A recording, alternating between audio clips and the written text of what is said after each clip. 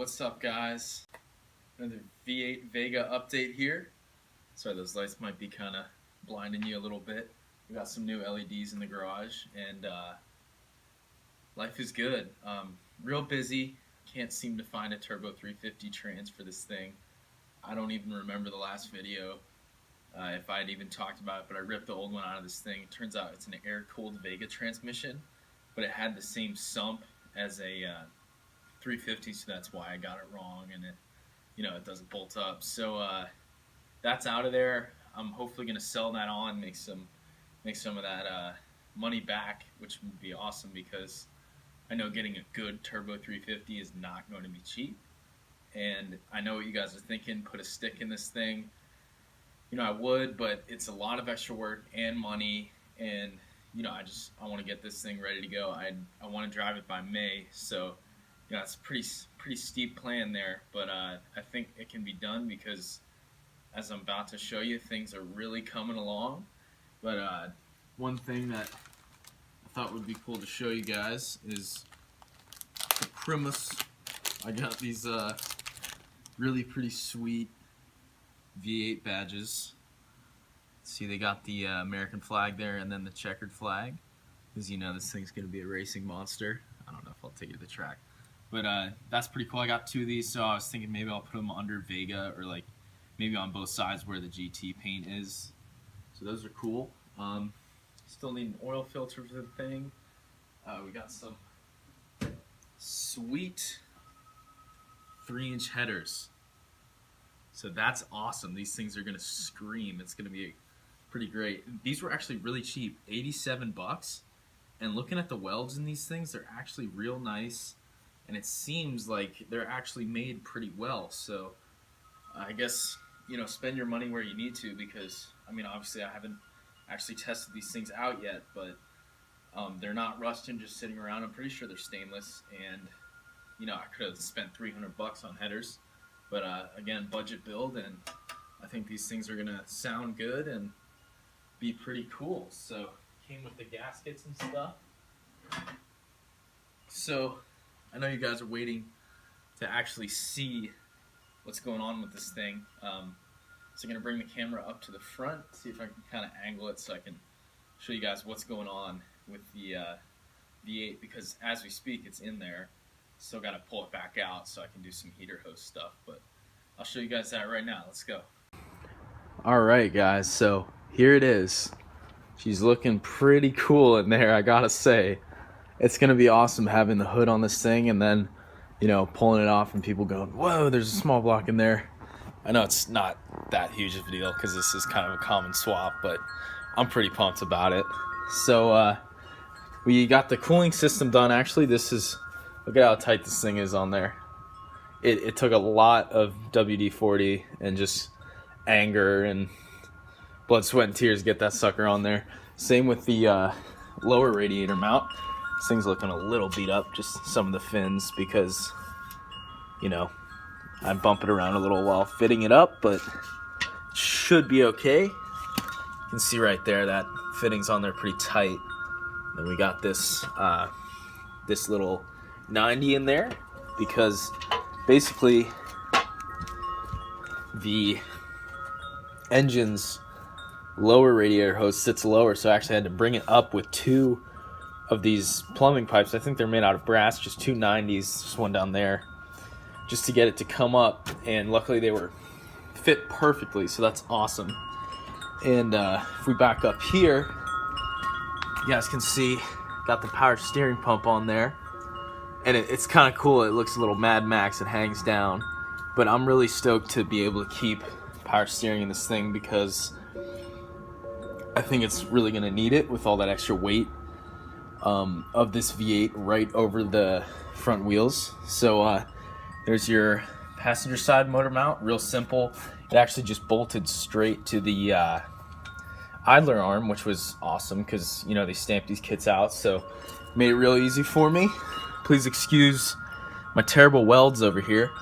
I kind of made this one myself and put a little spacer there so that it sits just right and away from the power steering box, which is right here. So basically what I did is took a piece of 1/4-inch steel, you know, that big. I guess I don't really have to show you that. And drilled 2 big holes in it, put 2 nuts on the inside, welded those up, and then drilled 2 big holes in the frame itself and actually put the plate on there and welded that down. So basically that way I can actually drill these bolts straight into those nuts. It holds up. So stripped the interior out of this thing. Not too bad, not too much rust, but for what you see, like right here and where the seat actually, it's just straight up bolts to the floor, which is kind of cool. I'll just wire brush that stuff and hopefully put some rubberizer on it or whatever, and just hopefully stop it where it is. Here, it might be a little tough to see just because of lighting, but there is where the Turbo 350 is going to have to bolt up. Obviously, had to modify the firewall quite a bit there, so it'll actually sit up there because it's pretty beefy. But I actually got it measured up pretty nice, and it's going to clear well. Only thing is this is the mount for the gas pedal, and the bottom tab will be cut off, but that's fine. I think it'll still hold up just fine. We're going to keep the stock shifter just because I actually kind of like this thing. And it's cool the way it kind of like ratchets. You pull it this way to shift, and I like that. So I don't understand what the wiring under the seats are doing here, though. It's really strange. Let's see what it says. Electronic E. Again, I don't know, man. But hopefully I can figure that out. Maybe Vega expert will let me know what's going on with that. But the reason I had to tear the whole interior out of this thing is just so... Oh, nice door shut there for you. So it wouldn't actually burn the whole thing down because it's got a carpet in it, so any sparks of any kind is probably a bad idea around that. Something that's cool about this too is the old V8 oil pressure sensor, or just I guess level, just to let you know if there's not enough oil in it, is back here. Right behind, I don't know if you guys can see that, right behind the, where I got the engine hoist bolted to it.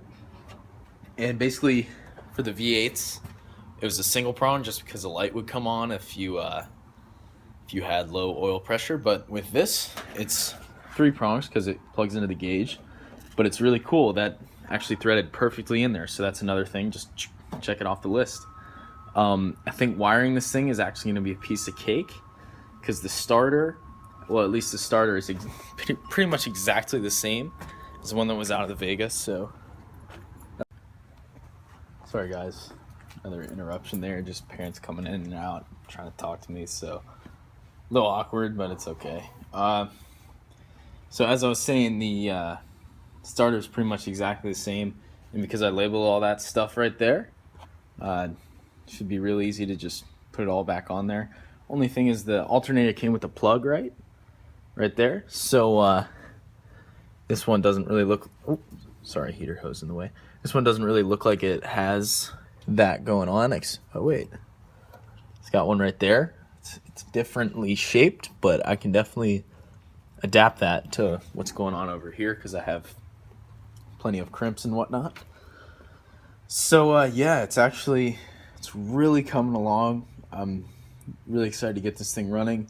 Don't worry, I actually do have a distributor for it. I just have it off there because the engine hoist would crush it.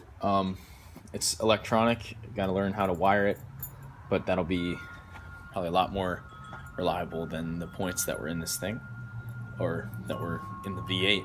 The Vega also had points, but obviously 4 cylinders, so can't use that stuff. Just trying to think of anything else that has been done.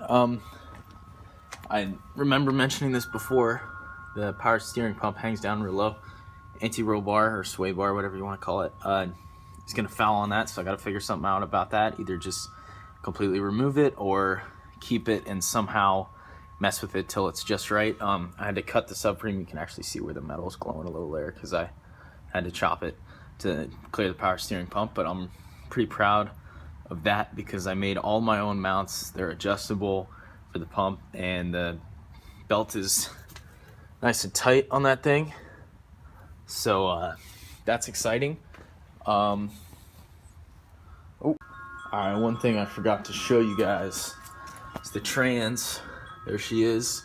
Actually real simple to get out. All it was, obviously, engine was removed, so that was easy.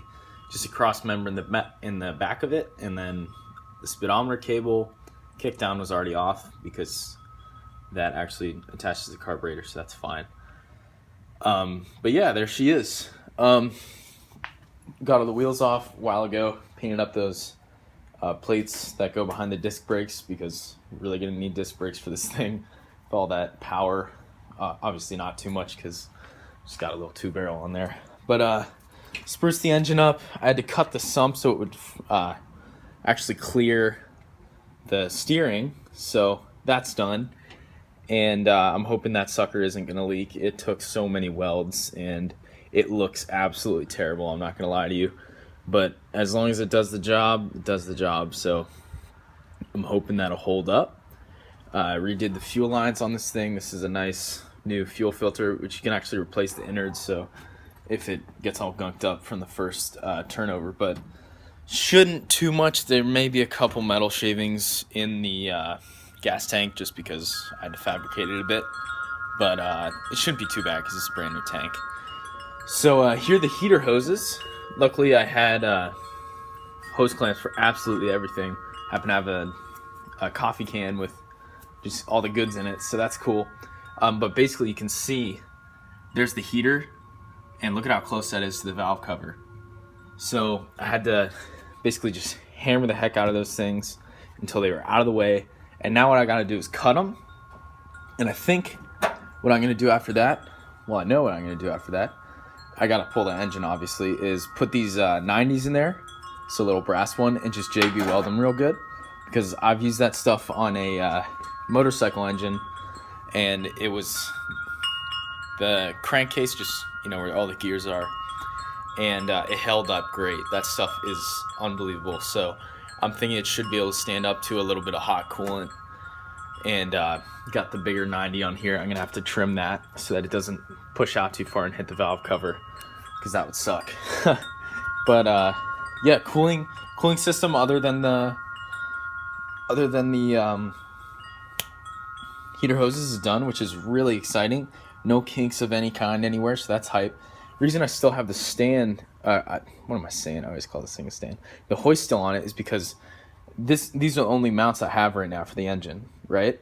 So this thing would just kind of sag this way if I were to take the hoist off of it. So it's sitting exactly where it needs to be right now. It's probably got like half a centimeter of clearance between the steering rack and the sump. So I guess it was worth cutting it, as annoying as that was. So it steers without moving the engine, because that would have been a disaster, rubbing, and probably would have eventually ended up destroying the sump.